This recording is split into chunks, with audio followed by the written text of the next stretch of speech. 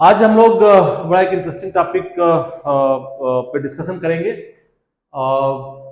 ये बेसिकली काफ़ी पेरेंट्स और काफ़ी स्टूडेंट्स का एक कंसर्न रहता है कि आजकल बहुत स्ट्रेस है, बहुत पढ़ना पड़ रहा है, कैसे काप अप किया जाए। तो क्या स्ट्रेस अच्छा है या बुरा है? बहुत सारे क्वेश्चन दिमाग में आते रहते हैं। हालांकि हम लोग के समय तो स्ट्रेस के बारे में तो पता भी नहीं था कि ऐसा भी कुछ चीज़ होती भी है, क्योंकि नेचुरली स्ट्रेस रिलीज होती रहती थी, खेलते थे, पढ़ते भी थे, प्रॉपर सोते थे, बातचीत करने के लिए घर में बहुत लोग थे। अब न्यूक्लियर फैमिली हो गई तो घर में आप बातचीत नहीं कर ज़्यादा होती है। अब कोई लैपटॉप पे बैठा है, कोई मोबाइल पे बैठा है, रिपीटेटिव लाइफ है। तो आपका जो स्ट्रेस रिलीज करने की जो सिचुएशन थी वो काफ़ी कम हो गई। तो अब जरूर स्ट्रेस के इश्यूज आए हैं एंड वो स्ट्रेस को लेकर के प्रॉब्ली जो डिस्कशन ज़्यादातर समाज में पिछले 20 साल 22 साल से शुरू हुआ, उसमें बॉलीवुड के जो पिक्चर्स थी उनको भी लेकर के ने काफ़ी जागरूकता दी। जैसे 3 इडियट्स आई, तारे जमीन पे आया, जिसको लेके लोगों ने बोला कि भाई जिसको जो करना है लाइफ में करने दिया जाए, क्यों किसी को बोलो कि ये करे वो करे। बट ठीक है, वो आमिर खान थे, आमिर खान ने जो बोल के चले गए उस पर कमेंट करना ठीक नहीं है। बट अगर ये देखा जाए, क्या ये जिसको जो करना है करने दिया जाए, क्या इंडियन सिचुएशन में पॉसिबल है? क्या आपने सोचा कि अब आप डॉक्टर बनना चाहते हो तो क्या डॉक्टर आप बन ही जाओगे? क्या इतनी ज्यादा नंबर ऑफ सीट इंडिया में है कि जो जो सोचे वो बन जाए? और क्या इतनी नंबर ऑफ सीट्स है इंजीनियर्स की, जिसको इंजीनियर बनना इंजीनियर बन जाए, या टीचर बनना टीचर बन जाए? क्योंकि यहाँ पे कंपटीशन ज्यादा है।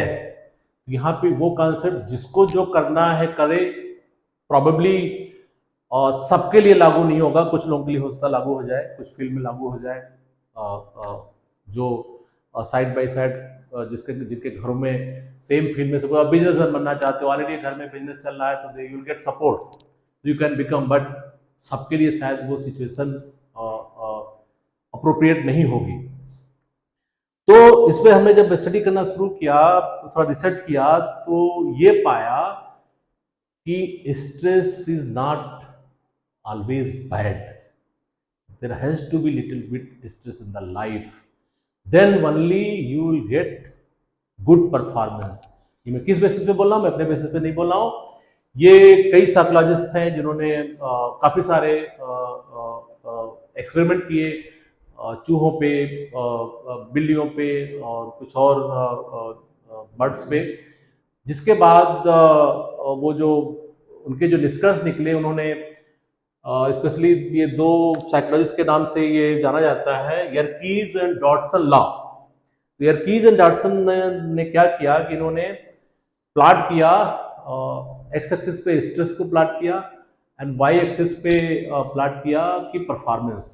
अब वो प्लॉट कैसे किया, स्ट्रेस कैसे नापा, वो हार्मोन्स हार्मोन्स का काफी सारा कॉन्सेप्ट है। बट आप ये जानिए कि कैसे प्लॉट किया। तो एक्स एक्सिस पे उन्होंने स्ट्रेस को प्लॉट किया, वाई एक्सिस पे परफॉर्मेंस को प्लॉट किया।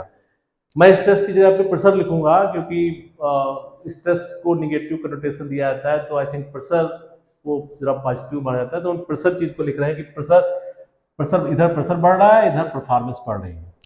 तो इसको अगर इसके ग्राफ को ड्रा किया जाए तो इस तरह का उल्टा यू शेप के करीब ग्राफ आता है। अब इसको समझने की कोशिश करेंगे कि इसका मतलब क्या है।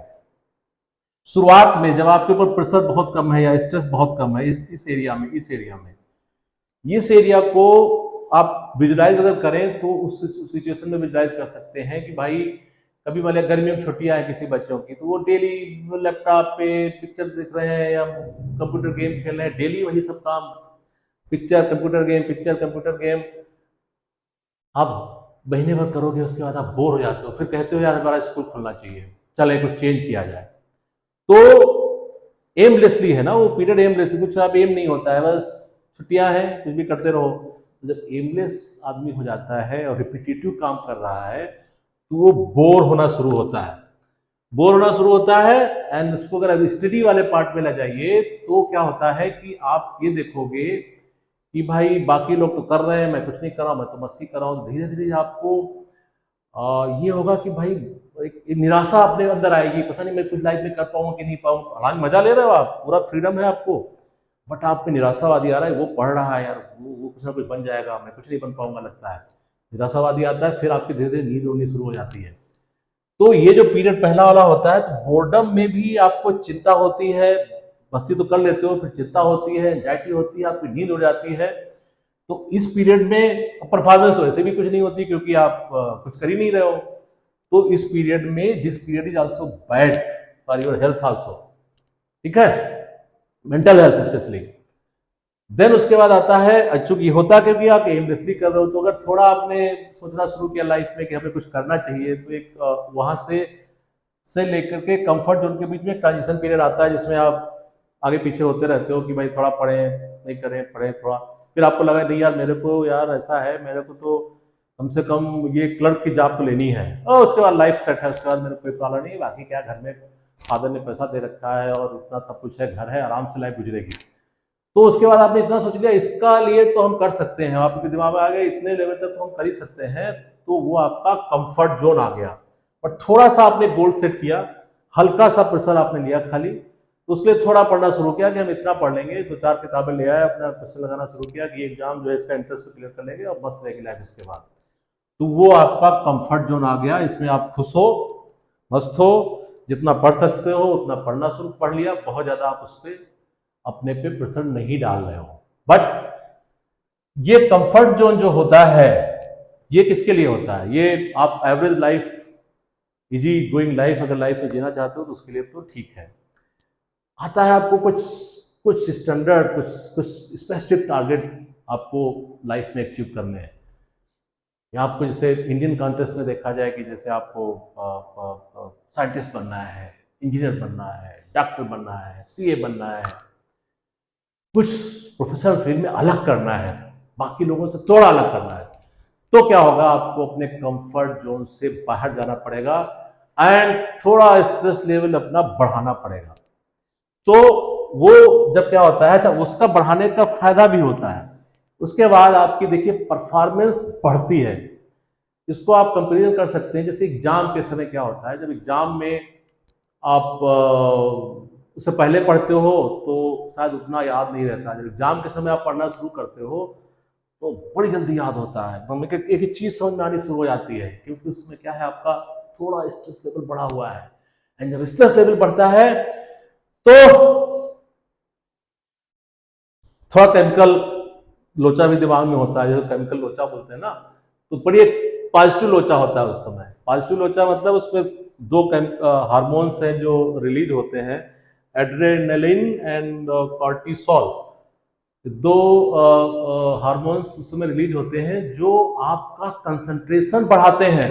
मतलब दिस इज बायोलॉजिकल, कि आपको कुछ केमिकल मिल रहे हैं ऐसे, जब आपने थोड़ा थोड़ा स्ट्रेस हाई किया आपको, तो आपको हियरिंग, विजन और समझने की जो शक्ति है वो बढ़ जाती है उस समय। इसी समय एग्जाम के समय आपको ज्यादा समझ में आता है।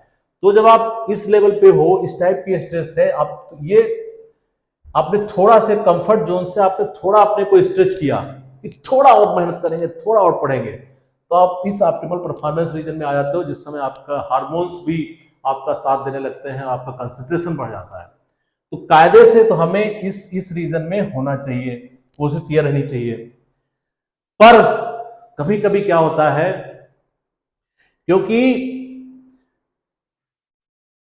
सिचुएशन ये आ जाती है कि एक लेवल से ज्यादा जब आपका स्ट्रेस हो जाता है, इससे ज्यादा स्ट्रेस हो जाता है, टू हाई प्रेशर, बहुत ज्यादा प्रेशर हो जाता है, तो उस रीजन को स्ट्रेन रीजन, जहां पे आप स्ट्रेन रीजन में आ गए, उसमें क्या होगा, इतना ज्यादा प्रेशर आप पे पड़ गया कि फिर आप क्या करते हो, गलतियां करना शुरू करते हो, एरर्स करना शुरू करते हो, फिर गलतियां करते हो तो फ्रस्ट्रेशन होता है, फ्रस्ट्रेशन होता है तो और पुअर परफॉर्मेंस होती है, एंड पुअर परफॉर्मेंस होती है तो आपको डांट पड़ती है स्कूल में, सब जगह, तो आपको एक सेम की फीलिंग भी आती है, यार मैं कुछ नहीं कर पा रहा हूँ इतना मेहनत करने के बाद भी।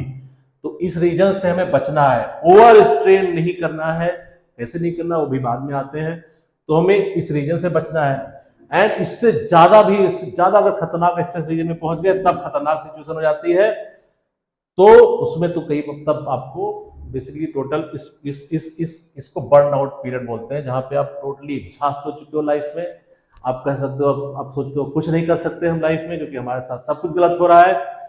उस समय आपको mental and physical health problem भी शुरू हो सकती हैं, जिसमें इवन जो आपका पाचन शक्ति या पेट का दर्द हो गया या कॉन्स्टिपेशन हो गया, इस टाइप की चीजें, हर डिजीज किसी को शुरू हो जाती हैं। इम्यून सिस्टम आपका वीक हो जाता है, तो हमें इस रीजन में भी नहीं जाना है, बर्नआउट रीजन में भी नहीं जाना है, इतना स्ट्रेस भी नहीं लेना है। तो नाउ द इश्यू इज, हमारा टारगेट है कि हमें ऑप्टिमल परफॉर्मेंस लेवल पे ही रहना है। अब इसके लिए रहना कैसे है, ये तो हमने बता दिया कि इस लेवल पे जो स्ट्रेस है वो आपके फायदेमंद भी है, क्योंकि आपको पॉजिटिव हार्मोन्स मिल रहे हैं जो आपका कंसंट्रेशन बढ़ा रहे हैं। तो इस लेवल पे रहने के लिए फिर तो आपको ये आ जाता है कि आपको जो स्ट्रेस ले रहे हो तो स्ट्रेस आपको रिलीज भी करना चाहिए।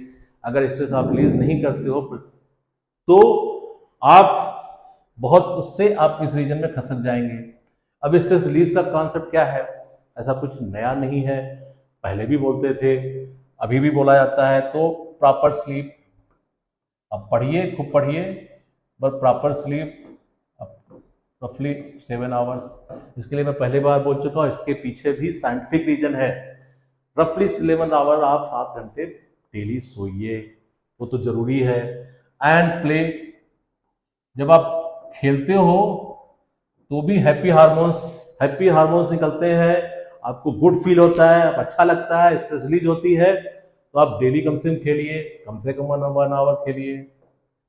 फिर थर्ड वेरी इंपॉर्टेंट थिंग, ईट वेल। अब ईट में भी क्या है, दो टाइप का हो गया ईट, ठीक है। एक तो हो गया हेल्दी, जिसमें आपको सारे विटामिन सब चीजें मिलती रहे, तो सारा बैलेंस बना रहे। एंड एक और इंपॉर्टेंट चीज है टेस्टी फूड। जब टेस्टी फूड खाते हो, मैं अपना पर्सनल एक्सपीरियंस बताऊं, मैं जब हम लोग यूपीएससी की तैयारी करते थे तो पढ़ते रहते थे, तो कुछ चीजें से मेरे को बड़ी पसंद थी, तो वो होता था यार ये लाइफ में कुछ बचा ही नहीं है कितना। तो जब जाके वो खा के आते तो लगता था हाँ लाइफ में भी कुछ बहुत बचा हुआ है। जब टेस्टी फूड खाते हो तो भी फील गुड फैक्टर अंदर आता है, हैप्पी हार्मोन्स आपके अंदर रिलीज होते हैं, यू फील गुड। तो रेगुलरली अगर आप इस टाइप की चीजें करते रहते हो तो आप कभी इस रीजन में नहीं खसकोगे। बट अगर लाइफ में कुछ करना है, कुछ अलग करना है, तो स्ट्रेस तो लेना पड़ेगा। इसको ये कहना कि स्ट्रेस नहीं लेंगे तो उससे कुछ नहीं होता। And stress is not good, little bit stress is not bad, stress is good also, but small stress is good. उससे बहुत ज्यादा स्ट्रेस है तो गड़बड़ होती है। तो स्ट्रेस लेने के साथ stress management is important, so that stress एक लिमिट से ज्यादा आगे ना बढ़ सके, आई थिंक। एंड उसके बाद लास्ट तो एक और आप है, जब आप पढ़ाई कर रहे हो अपना सारा जितना दे सकते हो अपनी तरफ से, आपने पूरी कोशिश कर डाली। उसके बाद आप इतना सोचिए, जो पुराना गीता का सार है, गीता का सार क्या है, कर्मण्येवाधिकारस्ते मा फलेषु कदाचन। कर्म करो, फल की चिंता मत करो। कर्म पर यह भी पक्का है कि अगर आप कर्म कर रहे हो एंड लगन से कर्म कर रहे हो तो फल भी मिलेगा। इस चीज को ध्यान रखिए। Thank you.